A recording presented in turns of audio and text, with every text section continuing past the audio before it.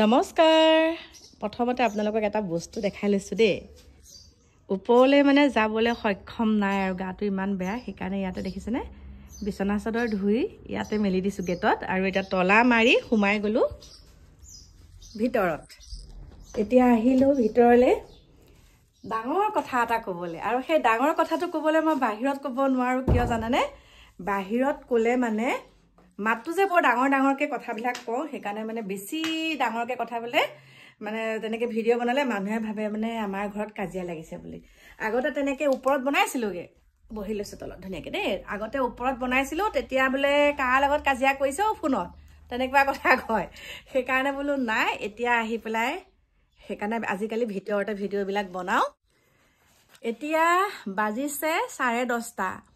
আৰু মোৰ ঘৰলে আলহী আহিছে 8:45 মেইন কথাটো কওঁ আৰু দেই এতিয়া ভিতৰৰ পৰা চিঞৰি চিঞৰি ক'লেও কথা নাই নিজৰ ঘৰৰ ভিতৰৰ পৰা কৈছো যেতিয়া ন এতিয়া হৈছে 10:30 বজাত আপোনালোকৰ ওচৰলৈ আহিছো মানে এই সময়খিনিত প্ৰিয় বন্ধু বান্ধৱী সকল বয়সো হৈ আহিছে যে আগতে ভিডিঅ'বিলাক মই ৰাতিয়ে বনাই একদম এডিট সিডিট কৰি পেলাই সুন্দৰকে থৈ দিওঁ ৰাতিপুৱা খালি আপলোড দিওঁ কিন্তু এতিয়া কি হৈছে ৰাতি মোৰ ভিডিঅ' বনাবলৈ একেবাৰে মন নাযায় আৰু ৰাতিপুৱা সময়ত এওক অফিচলৈ পঠিয়াই ঘৰৰ কাম বন কৰি ধূপ ধুনা লগাই মই পুৰা 10:30 বজাত আজৰি হওঁ আৰু কৰবাত যেতিয়া যাব লগা হয় তেতিয়া বাৰু আগদিনাখনে গোটেইখিনি কৰি থওঁ এতিয়া এওক পঠাই কৰি আহিলো আহি পেলাই আমাৰ মানুহজন হৈছে যে মুখৰ আগতনো কেলে কৈ দিয় সব কথা এনেকে কয় মুখৰ আগতনো কেলে ক'ব লাগে কথাটো নকলেও হয় ভালকে কলেও হয় এনেকে মানে বোলো ৰবা তুমি একো বুজি নোপোৱা আজিকালি দেশকালখনৰ কথা আমাৰ কথা কৈছো বিশেষকৈ অফিচটোতে ব্যস্ত থাকে আৰু যেতিয়া ঘৰলৈ আহে মোবাইলটো চালেও মানে কিছুমান বাতৰি দেখিলে তেওঁ একো মুখেৰে নামাতে আৰু এই যোনে যি কৰে কৰি থাকক কেনেকুৱা ধৰণৰ কথা কাৰণ মই প্ৰত্যুত্তৰ দিওঁ বুলি জানেই তাৰ সেইকাৰণে এক্সট্ৰাকে মোক নকয় এতিয়া কথাটো হৈছে এজনী ছোৱালী আৰু সেই ছোৱালীজনী ইতিমধ্যে কোৰ্ট মেৰেজ হৈ আছে আৰু বায়েকৰ বিয়া পাতিছে বায়েকৰ বিয়া 18 তাৰিখলৈ দেই ডিচেম্বৰৰ 18 তাৰিখে বায়েকৰ বিয়া তাৰ আগত মোক মাতিলে আৰু তাৰপিছত আজিও আহিছে তাৰপিছতে মই মানে কথাই কথাই সুধিলো আৰু তোমালোকৰ বিয়াখন কেতিয়া হ'ব তাৰপিছতে কৈছে সেই কথাটোৰ কাৰণেহে আপোনাৰ ওচৰলৈ আহিছো বোলো কি হ'ল কোৱাচোন তাৰপিছত কৈছে মোৰ বোলে এতিয়া 1.5 মাহ চলিছে মই মাক হ'বলৈ ওলাইছো আৰু ঘৰতো কথাটো মানে ক'বলৈ ভয় লাগিছে এতিয়া মই কি কৰোঁ 1.5 মাহ তাৰপিছতে মই বোলো তুমি ঘৰত কোৱা আকৌ কথাটো কাৰণ তোমাৰ যে এতিয়া মানে আইনী বিবাহখন হৈ আছে ঘৰৰ মানুহেতো জনা শুনা কৈয়ে হৈ আছে গতিকে তুমি ল'ৰাজনৰ ঘৰতো জনোৱা ইয়াতো জনোৱা কৈছে নহয় আৰু মোৰ আৰু ধুমধামেৰে বিয়া হ'বলৈ মন আছিলে বহুত মানে ধুমধামেৰে এটা বিয়াখন হ'বলৈ মন আছিলে সেইকাৰণে ভাবিছো এতিয়া আৰু বাৰ বিয়াৰ মানে 3 দিনৰ পাছতে বায়েকৰ বিয়াৰ মানে 18 তাৰিখ 19 তাৰিখ 20 তাৰিখে মানে তাইৰ বিয়াখনো তেনেকে ধুমধামেৰে পাতিব মানে তাই মনতে ভাবিছে আৰু যদিহে মই মানে তাই মাক দেউতাকক এই কথাখিনি কওঁ তেতিয়া বোলে অকণমান মান্তি হ'ব আৰু আগতেও মোৰ কথা বতৰা শুনে যেতিয়া ককায়েকৰ বিয়া পাতিছিল তেতিয়াও মই গৈছো তাৰপিছতে মই বোলো মই এইটো কথা কেতিয়াও ক'ব নোৱাৰো দেই এইটো ভাল কথা নহয় মই ক'লো এইটো ভাল কথা নহয় যদিহে তোমালোকৰ দুইখন ঘৰৰ মতামতত তোমালোকে ৰিং চেৰিমনি মানে বিবাহ আইনী বিবাহখন যেতিয়া হৈয়ে গ'ল দুইখন ঘৰৰ মতামত আছে গতিকে তুমি কাম এটা কৰা বাৰ বিয়াৰ পাছতে তুমি ঘৰতো কথাটো জনোৱা আৰু তেওঁলোকৰ ঘৰতো জনাই তুমি তালৈকে গুচি যোৱা তাৰপিছত যেতিয়া তোমালোকৰ সন্তানটো প্ৰসৱ হ'ব তাৰপিছত তোমালোকে বিয়াখন পাতিবা কৈছে নহয় আৰু খুৰী এতিয়া মানে আমি সেইটোহে ভাবিছো বোলো যদি তোমালোকে সেইটো সিদ্ধান্ত লৈছা তেনেহ'লে মোৰ ওচৰলৈনো কেলে আহিব লাগে কৈছে নহয় ঘৰত কথাটো ক'বলৈ ভয় লাগিছে চাওকচোন বাৰু হে ভগৱান কি হ'বলৈ বিচাৰিছে বাৰু আকৌ কৈছে আমুকেতো এনেকেই কৰিছে আপুনি চোৱা নাই নেকি বোলো মই এইবিলাক একো চোৱা নাই মোৰ নিজৰ ভিডিঅ'ত লৈ ব্যস্ত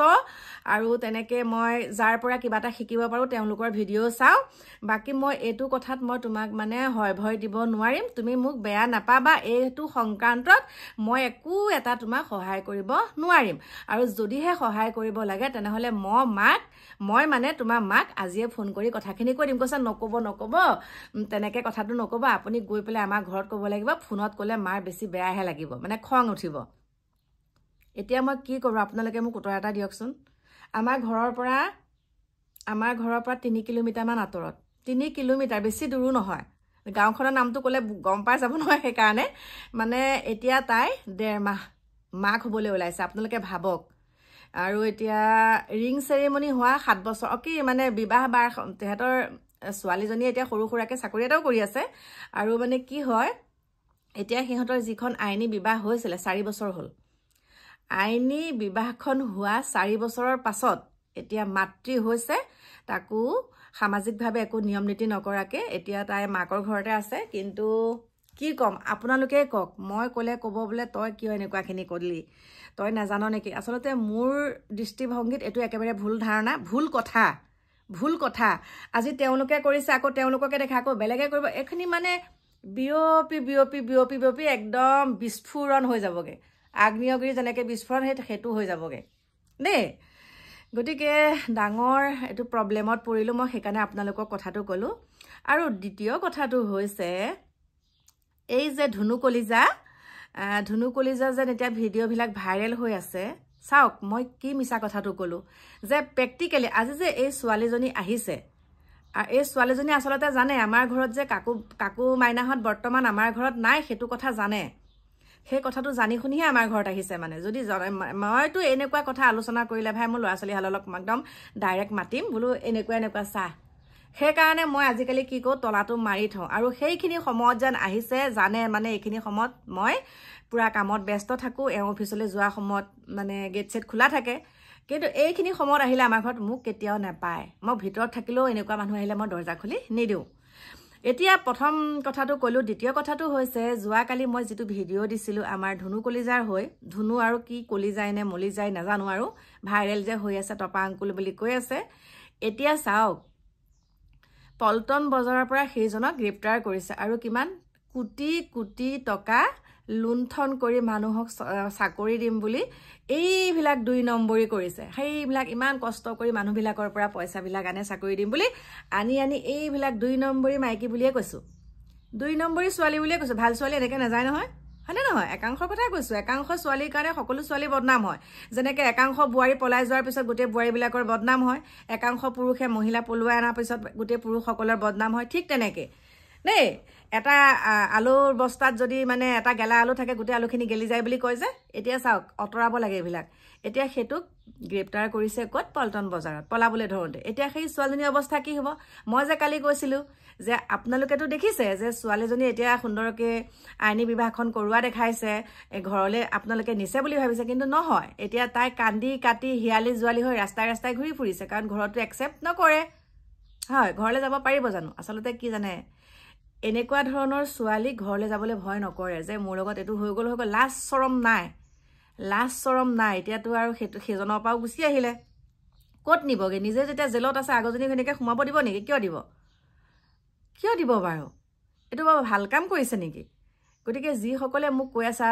তোৰ এনেকুৱাইহে তই এনেকুৱাইহে হয় মই তেনেকুৱাই গতিকে সেই যে ছোৱালীজনীৰ এতিয়া জীৱনটো ধ্বংস হ'ল আৰু বহুতে কয়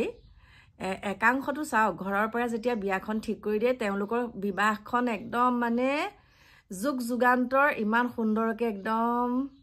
মিলা প্ৰীতি বুজা পৰাৰ মাজেৰে একদম দিনকেইটা অতিবাহিত কৰিব পাৰে তেওঁলোকৰ যাৱত জীৱন কিন্তু একাংশ আজিকালি কি হৈছে ভাল পাই যোৱা ল'ৰা ছোৱালী বিশেষকৈ লিভিঙত থকা ল'ৰা ছোৱালীবিলাক যেতিয়া বিবাহ পাশত আবদ্ধ হয়গৈ কি হয় খুব বেছি 1 বছৰ 2 বছৰ থকাৰ পিছত একদম বিবাহ বিচ্ছেদ হৈ আৰু আকৌ বেলেগ ধান্দা একাংশ কথা কৈছোঁ সেইবিলাক সুখত থাকিব নোৱাৰে কিছুমানে কয় ঘৰৰ পৰা চাই দিলে মই ছোৱালী বিয়া পাতিম সেইটোৱে বহুত ভাল কথা ভাল হ'লেতো ভালে বেয়া হ'লে সেইফালেও আছে জগৰ গতিকে আমি ভাবোঁ নিজে চাই আনক সকলো তেনেকুৱা নহয় নিজে চাই আনক আনি পেলাই বুজা পৰাৰ মাজেৰে থাকিলেই হ'ল কিন্তু এই যে 2 নম্বৰীবিলাক কৰি ঘৰখন অশান্তি আগৰ পত্নীগৰাকী ল'ৰা ছোৱালীকেইটা এতিয়া মুখ উলিয়াব নোৱাৰা হৈছে এতিয়াতো গম পাইছোঁ সোণৰ চেন একাংশ পুৰুষেই ভগৱান মাটি ভেটি বেছি হ'লেও একে সোণৰ চেন পিন্ধি ছোৱালী পতুৱা ধান্দা এতিয়া শুনক এইবিলাক কথা যে দেখিছোঁ ওচৰে পাজৰে আমাৰ যেতিয়া বোৱাৰীবিলাক আমাৰ ওচৰে পাজৰেও বোৱাৰী কিছু পলাই গৈছে আৰু সেই পলাই যোৱাৰ পাছত তেহেঁতৰ ল'ৰা ছোৱালীবিলাকৰ যিটো গতি মাক বাপেকে যেনেকুৱা মানে মাকে ভুল কৰাৰ পৰিণতিটো যেতিয়া ল'ৰা ছোৱালী গাত পৰে ল'ৰা ছোৱালীকেইটাক কি হয় ভাল চকুৰে নাচায় মানুহে কি বুলি কয় জানে এইজনী মাক যে পলাই গ'ল সেইটো পুতেক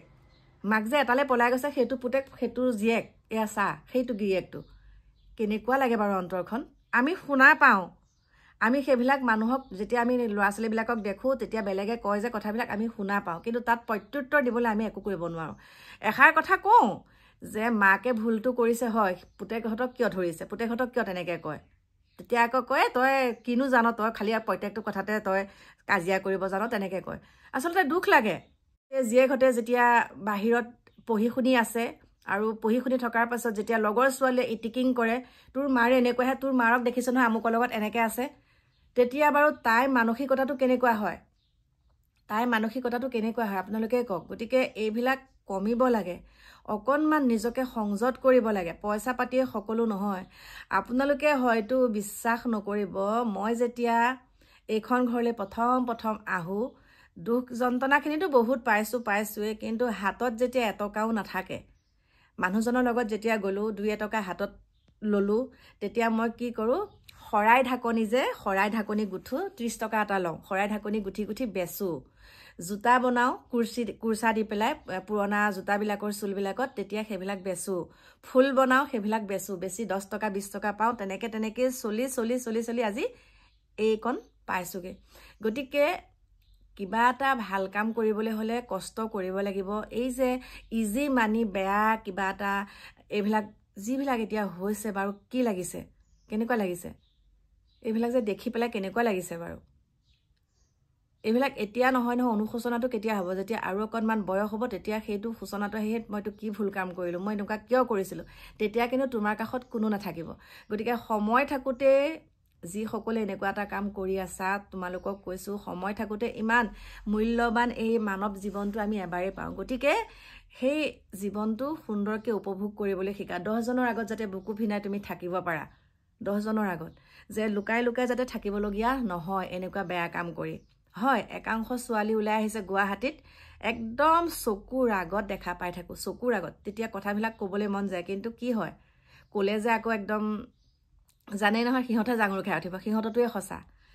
গতিকে কি বুলি ক'ম, নিজকে নিজে সংযত নকৰিলে এনেকুৱাখিনি পৰিস্থিতি হৈয়ে থাকিব। আৰু যে এইবিলাক যে ছুইচাইড কৰাবিলাক দেখা পাইছেনে, সেইবিলাক আচলতে নিজৰ ভুলৰ কাৰণেই হয়। গতিকে মোৰ প্ৰিয় বন্ধু বান্ধৱীসকল, এই যে ছোৱালীজনী ধুনু কলিজা, সঁচাকৈ এতিয়া তাইৰ জীৱনটো কি হ'ল চাওক। 19 বছৰীয়া এজনী ফুলকুমলীয়া ছোৱালী, জীৱনটো 2 টকাৰ কাৰণে, পইচাৰ কাৰণে মানে শেষ। লোভ দেখায় পইচাৰ।